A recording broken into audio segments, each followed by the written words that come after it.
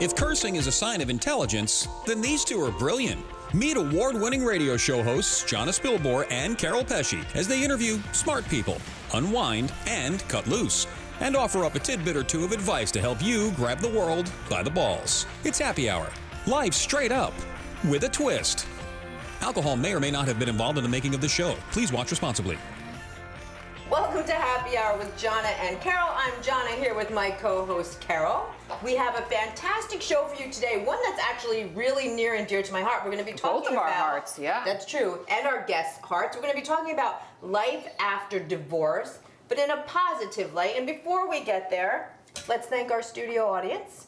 Yeah, thank you so much to our studio audience for taking time out of your busy day to be here with us and support us and show interest in our project. We appreciate that very, very much from the bottom of our hearts. So we'd also like to thank today's bleep sponsor, because you'll notice that we tend to curse a little bit. I mean, fuck it, we like to. So that's why we're here. But we don't want to be too raunchy, so our bleep sponsor today is actually Jonna Spilbor Divorce Boss Series, and I'm going to let you tell us a little bit about what that is. You can visit my blog at divorcebossblog.com, where I'm going to help anybody who is thinking about, in the throes of, or after divorce, do it in a positive, sometimes even fun light. It doesn't have to suck all the time. That's my point. Divorcebossblog.com. Yeah, great stuff. And so you are an attorney. You help people. Still am. Until I get fired, I still am. And so you help people through the divorce process. You get them through the legal stuff. You ace that. But you have found there's really a lot more resources that they need after the fact, or even the mindset and how to go through it, because you may not get to choose whether you get divorced or not, but you get to choose how you go through it, and that's where you're going to help people to come out stronger and smarter, happier on the other side. So speaking of happier, I am aware that you are dating. Oh yeah. Yeah. So, but there's an interesting characteristic about the person you're dating. Well, I would love for you to share a little bit. What will happen to 99% of the people who go through divorce is you're going to, at some point or another, get involved in another relationship, or 100. So what happened to me after mine is I started dating men who were slightly younger than me. Since I lie about my age, really younger than me, but so this is really interesting. And one of the things that I didn't really anticipate, because you don't think ahead all the time when you start dating a younger guy. Like, there are things that you get sucked into the abs and and the stamina. Is that what you call it? That's called stamina. That's what you call it. That's for the kids. Stamina. So yeah, and it can be really fun and exciting. But what happens when you start dating younger men is they come with younger friends. So now, when you go out, say on a date or to a restaurant or what have you, you're not just with your one younger guy, you're with your one younger guy and his bestie, and that person who might even be younger than him. And then that person's got a date who could be younger still, like, you know, can't bring guys home to her dorm quad, and, you know, it happens. So here's an issue that I just want people to know. While it's all fun and exciting if you decide to try to date younger people once you get divorced. Or marry one. You need to make sure that when you are out to dinner on a double date with your honey and his friends, that his friends don't start making out with each other. No. At the table. No. Because do you remember being like 20-something? I think we did, like, it happened. People made out wherever they wanted to. But when you're 29, you don't do that anymore, people. You don't do that. I remember doing that when I was about 15. There was an event at the high school, like after hours, and I was making out with somebody at the time, and a cop comes walking up real nonchalant and just said, "This is not the time or the place." And you were 15? I wanted to die. Something like that. You know what? No, copper, if you're watching this, 15 is the time and the place. Good point. 15 is exactly the time and the place. But 25 and above is not the time or the place. So your advice? There's a fancy restaurant in the middle of Manhattan where you're going to end up paying the bill because you're the only one who makes any money. Okay, I'm done. So how do you avoid this? What do you say to your younger one? Like, I appreciate that we're dating, but you can't bring anybody on a double date with us unless they're at least a certain age? Like, do you have a window? See, and then if you do that, then your younger man's going to be like, well, what fun are you, right? I think you have to handle it the way I handled it recently. Which was I was sitting across from this couple, and the couple started making out at the table. And I wish I was there. I think I handled it by looking at them with a look that said this. Are you fucking kidding me? No. And I was the only one uncomfortable about it.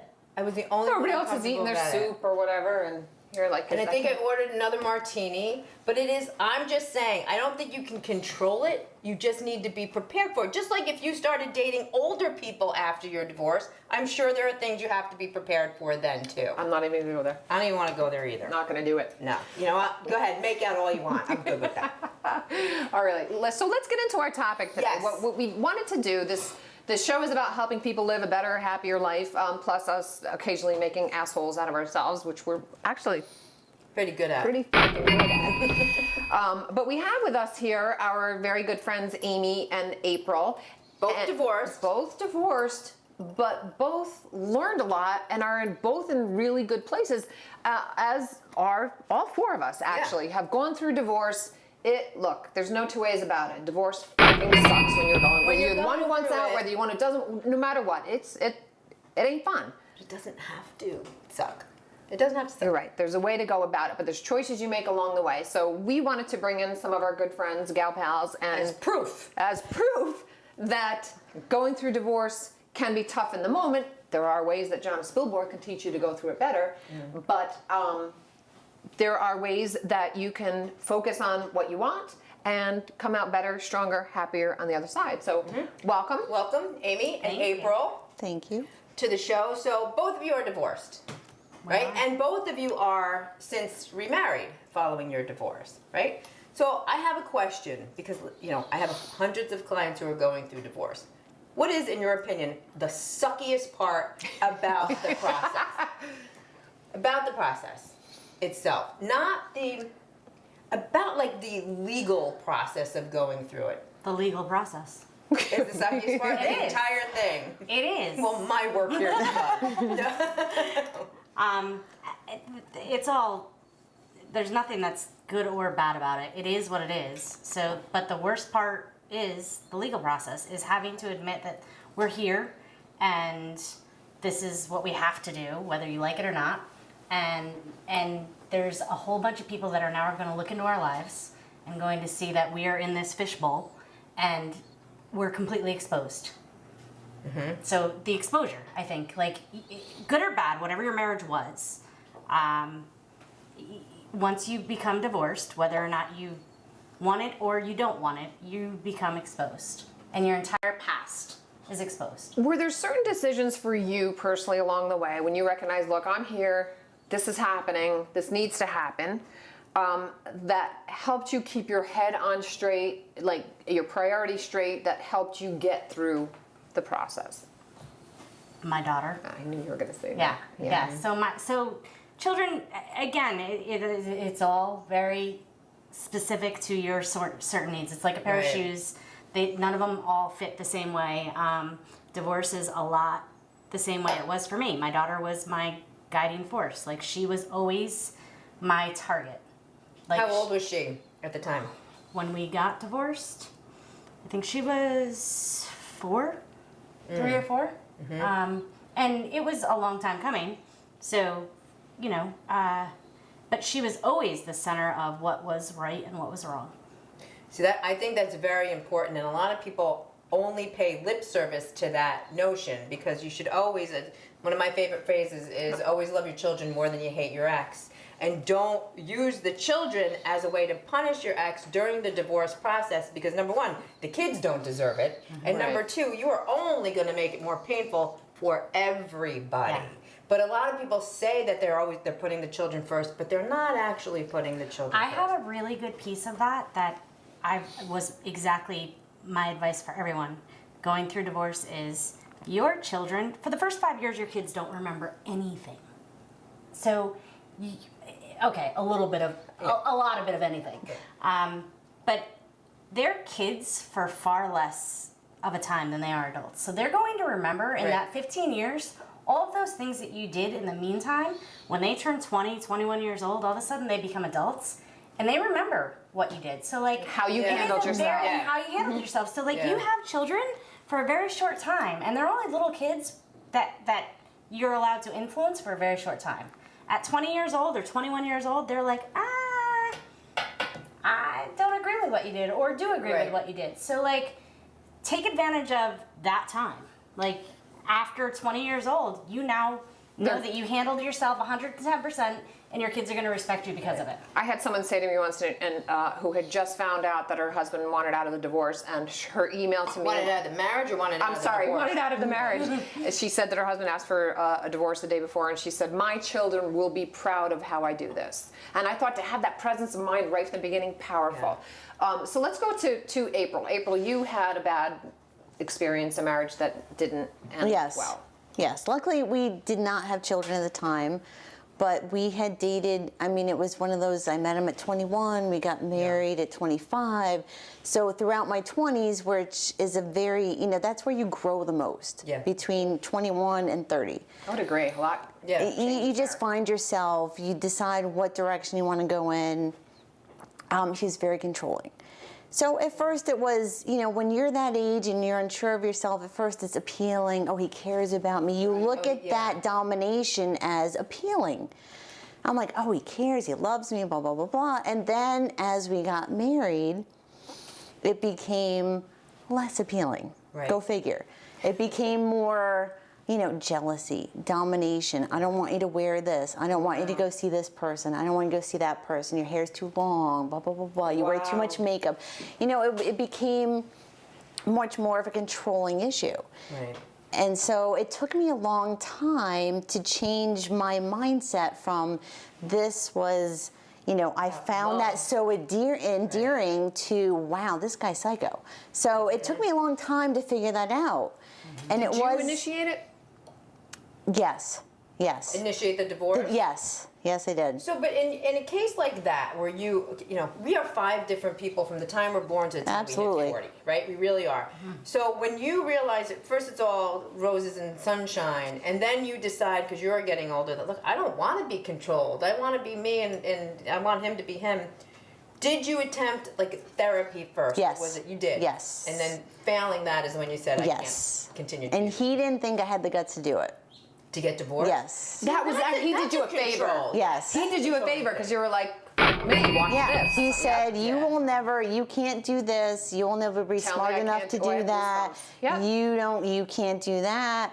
And he went as far as to email my family and said, don't influence her. She can't make decisions on her own. My mother, my sister, do not do this. And so my sister came to me and she said, you need to know that he has zero, confidence in that he treats you like a 5-year-old, which I already knew, but I needed confirmation of that. Most important thing you learned, having gone through a divorce, somebody's watching right now, maybe they're right in the middle of it, and it's not so fun. Most important thing you learned or piece of advice you would share to somebody else. Trust your gut. Always trust your gut. And I had that feeling.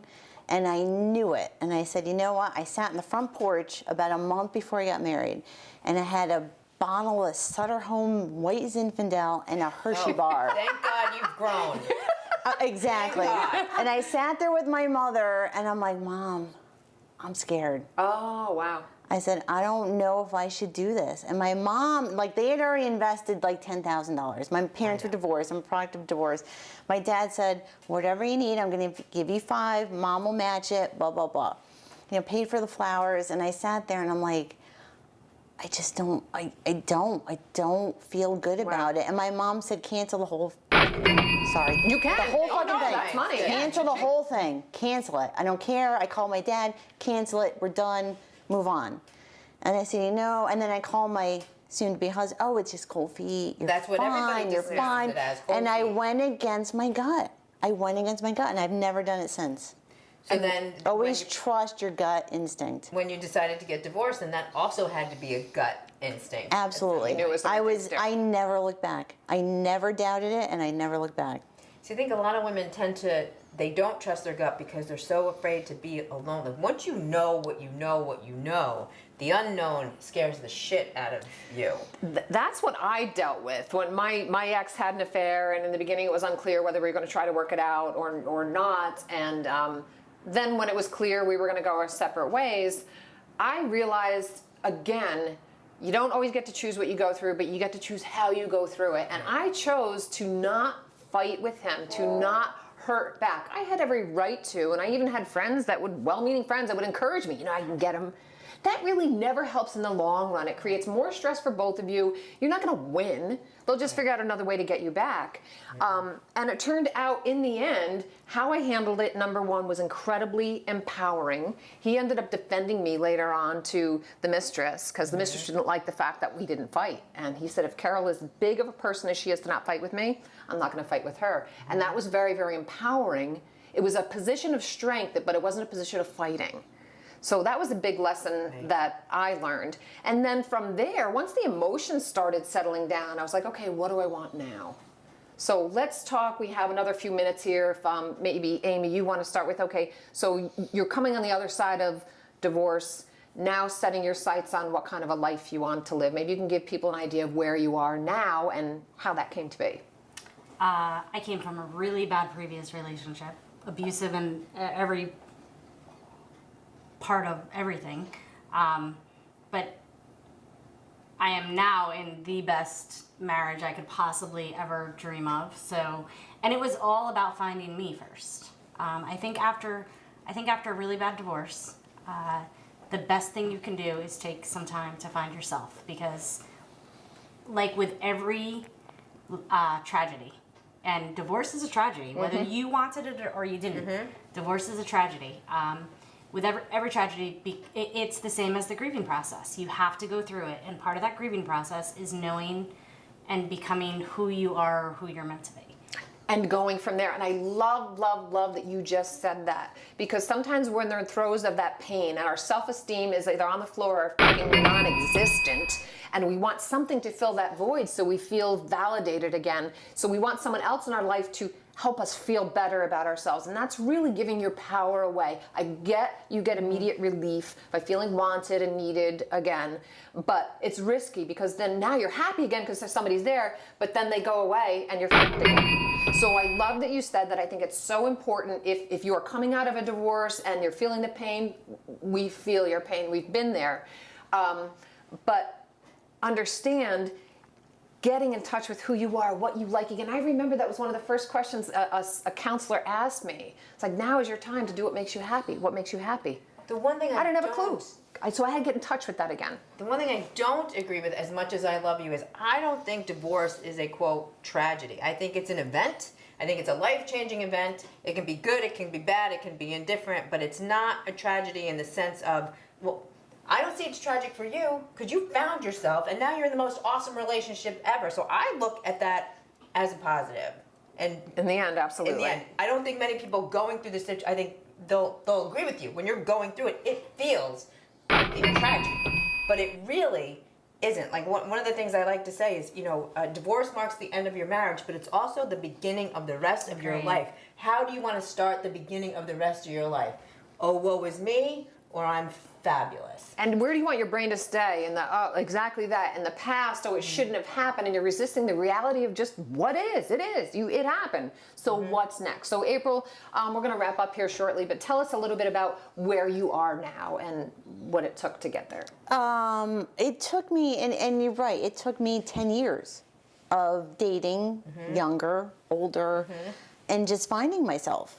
And that's what it was. Like, not living with somebody, not being a grasshopper and hopping into every other relationship. The very next thing. Yeah. Right. It was just like, you know what? I'm just going to take my time and walk through it and find out a little bit about what I can handle, what I want, what I don't want. And it took 10 years to get to that point. And then it was now? Oh my God. It's like, it's so easy. It's so easy. When you find, It's supposed to be easy. It is. Yeah, it's supposed to be easy. And that's a great message too, because most women are just scared to death that they don't want to find themselves. They don't want to be alone. There's comfort in what they know. I had a dog. And now I have 3 dogs. But it's, dogs. you know, it was a great comfort. It's like we go to the dog park, which is a great place to meet guys. But you know what? It was like, this is my time. This is my time to find out what I really truly want, and not me compromising for everybody else. Good for you. Powerful. Now you're in a happy place, and all of us are in our different situations in a much stronger, smarter. We're in a position to help other people, even through this discussion. Yeah, and you know, I tell people, as difficult as it was for me at the time, I'd do it all again to be where I am. What I have learned, what I have gained from it, where I am now, I would do it all again. And I think we should have. I don't want to, but I would. Right. I'm not asking for that. We should have you ladies back again for a future show, because I think another thing I want to talk about is the scariness of being financially unstable, which also prevents people from moving forward with divorce when they know that when their gut's telling them to, and how to overcome that. A whole other show, but you guys will come back for that, because we have free champagne. We like to talk, and we like to drink, and we like to curse. These are our sisters from another mister. All right, but thank you guys so much for coming. I know it's very personal, some of the stuff we're talking about, and we're going to do people some good by sharing our stories. I think we help each other when we do that, so thank you so much for being here. And enough of the serious stuff. Let's get a little silly, and here's time for our On the Loose.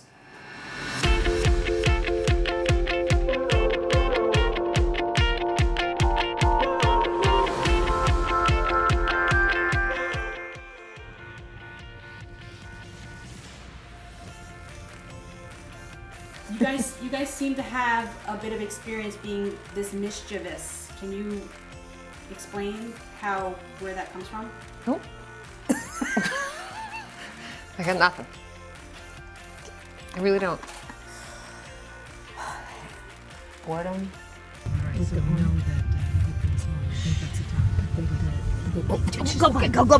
Go.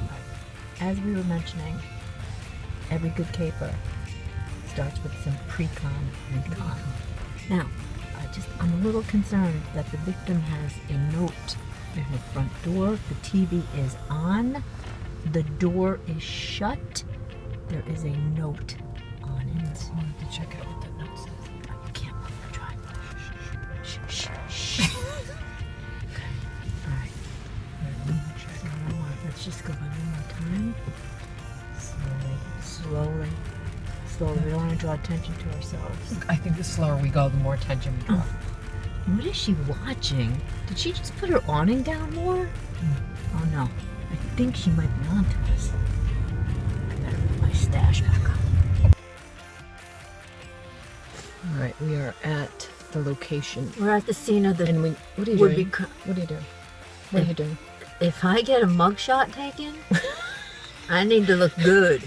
You never know when you're going to leave the house in A, maybe end up in the hospital. You got to look good. You gotta look good. Yeah. Clean underwear. Parents taught us that. Or you never know when you're going to leave the house and get arrested. Mugshot. You want that? You want that on the police blotter? I'll give you that. Like for eternity? No, you don't.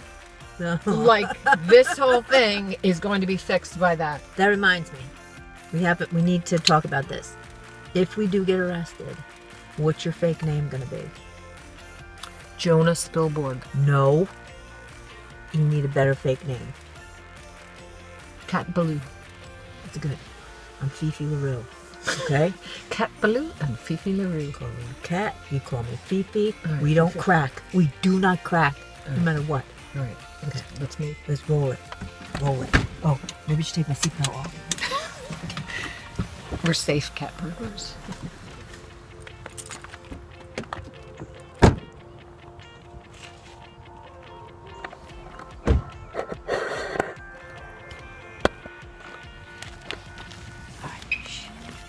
I'm not going to disclose the location. All right. All we're going to say is the house is up here on the right. Shush. We came on the wrong side. We're gonna have to duck down. All right, we can duck down those windows. Don't say anything. The whole point of a caper is to go undetected. So perhaps our disguises weren't all that great. Okay, let's duck down. I think the dogs are on to us. She's got some bird feeders. Keep it low. Keep it low. We were crawling underneath her front window. We didn't plan the approach properly. We parked the car on the wrong side of the house, so we had to actually go under the front big window, and we could see the old lady's head. We could see the back of her head, what she was watching on TV, so we had to duck down. We had to keep it low. Put it down low. Squats are gonna come by. No, keep it low. Keep it low. Oh, shit, shoot.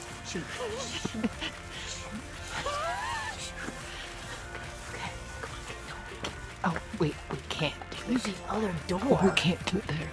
Please use other door. Apparently we can't play a prank here.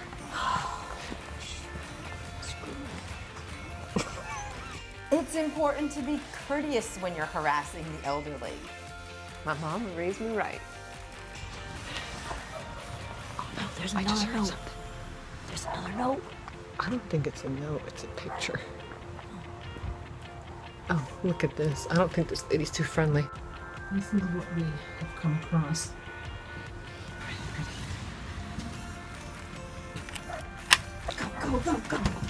Go.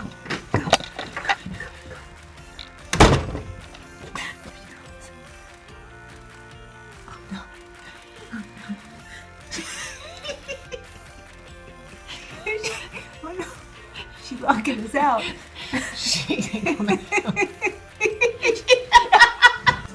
Get out of here and call the cops. My mother would never call the police on us.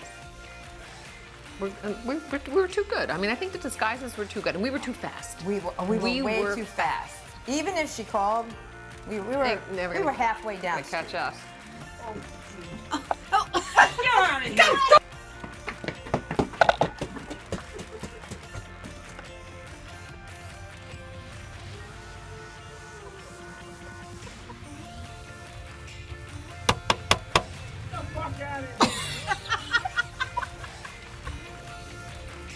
Mission fucking accomplished.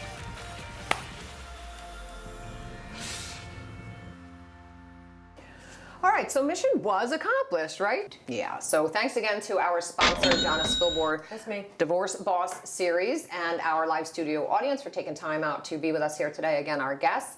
Make sure that you subscribe to our YouTube channel here so you can get notified when new shows are out. Also follow us on Facebook at NetChicks TV. And if you want a chance to be part of our live studio audience, you can post a maybe 7 to 15 second video of how you would portray yourself watching this show. Keep it clean, be creative, have fun with it. And I think that's about a wrap, right? We'll be back. See you next time.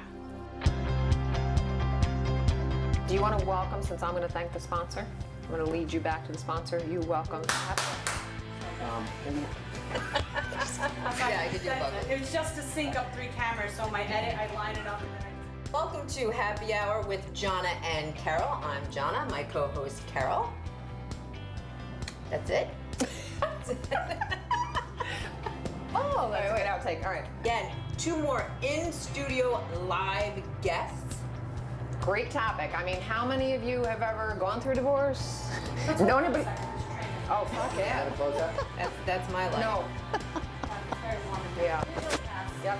It's in about This 5 too shall pass. Really? Yeah.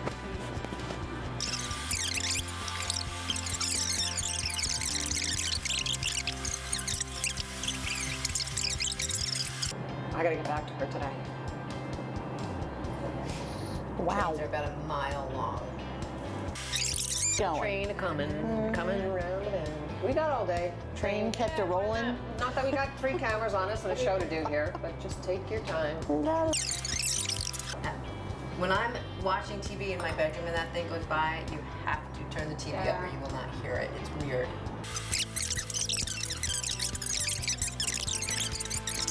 Life after divorce. We opened up our own chicken ranch.